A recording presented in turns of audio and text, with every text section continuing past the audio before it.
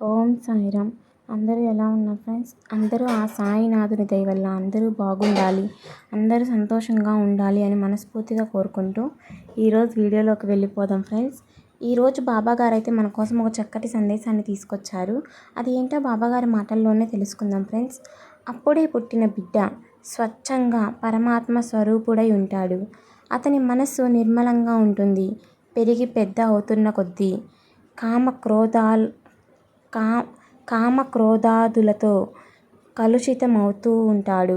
అప్పుడు నమ్మకంతో కూడిన భక్తితో తన దుర్గుణాలను తెలుసుకొని వాటిని సరిదిద్దమని దైవాన్ని వేడుకోవాలి. దయామయుడైన దైవం సద్గురువు రూపంలో ఆ మాలిన్యాలను, వాటి ఫలితమైన పాపాలను కడిగి మనల్ని తిరిగి పునీతులను చేస్తారు. అటువంటి నమ్మకం కలిగిన భక్తులు పునీతులై మహాత్ములవుతారు.